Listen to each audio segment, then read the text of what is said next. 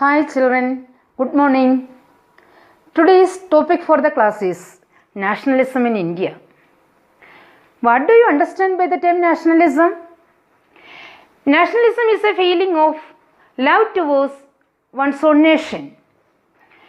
It is a sense of collective belonging. It's a concern of their own land and their own country. In India, there were various reasons for the emergence of nationalism. Let us discuss what are the factors which led to the emergence of nationalism in India.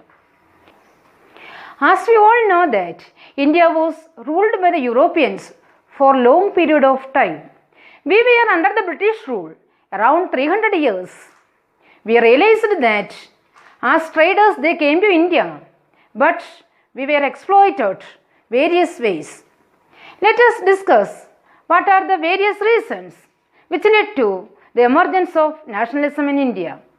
First of all, the revolt of 1857, properly known as Sepoy Mutiny, that started from Meerut regiment, later spread to Lucknow, Kanpur, Delhi, etc.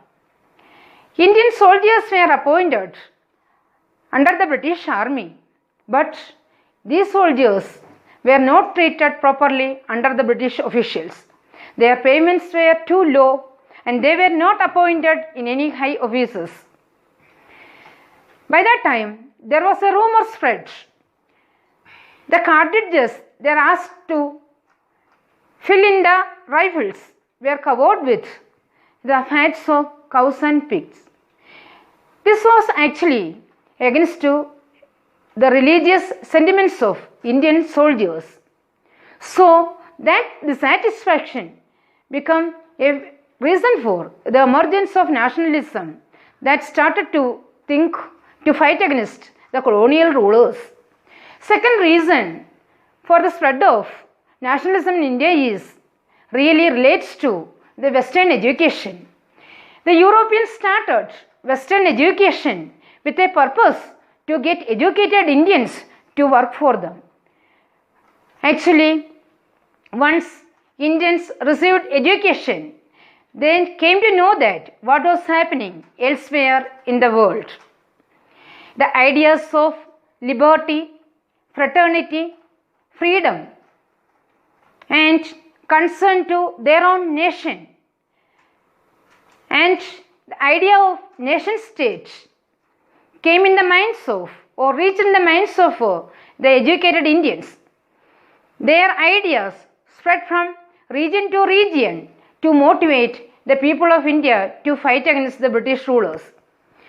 At the same time, there were a lot of social evils which were existed there in Indian society. You know that during 17th and 18th century, sati, child marriage, negligence of education to girls, and prevention of widow remarriage, untouchability, and many other social evils existed there in Indian society. Educated Indians started to fight against these social evils.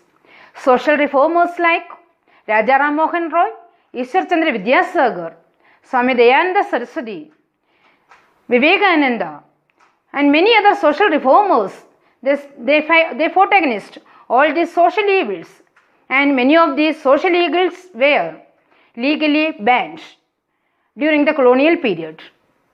They started social reform movements like Arya Samaj, Brahma Samaj, and education institutions like Shantiniketan, etc. Their works motivated the people of India to fight against these social evils. Such educated Indians really empowered the emergence of nationalism in India. The next reason for the emergence of nationalism is, you know that there is dissatisfaction of Indian rulers and chieftains under the colonial rule. Britishers passed many laws that was against to Indian rulers and their territories. They passed Doctrine of Lapse, Subsidiary Alliance, Permanent Settlement, and many other laws. Due to these new acts, many of the Indian rulers they lost their territory. So that Indian rulers were naturally dissatisfied under the British government or colonial rulers. Many of them lost their territory.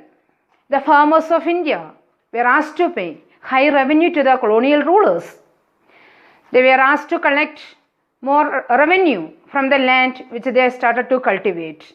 Next reason was the development of transport and communication.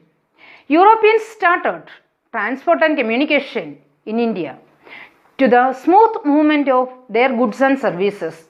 They want to travel from one place to another. They want to export their commodities from the land of cultivation to the port, from where they started to export these commodities to the European markets. For the smooth movements of this transport of the goods, they started roads and railways in India.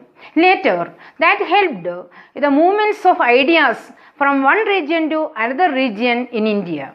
This spread of ideas really spread to the emergence of nationalism in India. Next reason for the emergence of nationalism relates to the realization of the exploitation of Indian economy by the Europeans. Slowly, the Indians realized that our natural resources are taken by the Europeans to the European market, and we were really exploited. Cotton, jute, spices and many other commodities were collected from the Indian farmers in very normal prices, and it was taken to European market, and it was manufactured there in mills and factories there in Europe, again brought back to India and sold there in Indian markets. Later, Indian markets were flooded with European goods. Naturally, Indian handicrafts, Indian traditional industries, all these were collapsed. Indian weavers, Indian farmers and Indian textile handicraft industries were collapsed during the colonial rule. By that time, there was a progress there in the medium of press and print technology. When ideas were printed and copied, it was sold there in the market. These ideas were written there in books and magazines and even there in newspapers that reached to common people when they realized that how Indians are exploited under the Europeans. These all feelings become an anti-sentiments against the colonial rulers. Such a way, due to various reasons, the feeling of nationalism created in the minds of the people of India. They started to think against the colonial rulers. They started to fight against the colonial authorities. Now let's discuss. There is a common belonging also there among the people of India. They started to think about what was their culture, what was their tradition, what was their common identity. So they realized to reinterpret the folklore, folk tales, our paintings, our culture, our songs. The sense of collective belonging is also relates to folklore and folk tales, icons and symbols, paintings, images, national songs or patriotic songs, and reinterpretation of history. People started to rethink on the folklore and folk tales which was written in their own regional languages.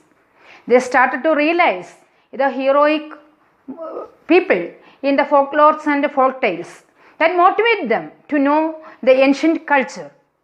Secondly, national songs and paintings, icons and symbols like Bharat Mata, national flag, and images which they created by the artist during that time also motivated the people of India. They reinterpret the history of India, the contribution of India in the field of science, art, architecture, medicine, astronomy, etc. contributed a lot to the people to rethink about their glorious past.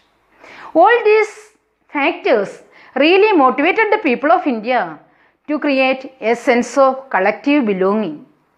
Let us wind up the class by recollecting the topics which we studied today. We started the concept of nationalism, then we studied about the emergence of nationalism in India. What are the various factors which led to the emergence of nationalism in India. Then we studied about the factors which led to create a sense of collective belonging. I hope that you understood this topic. Thank you.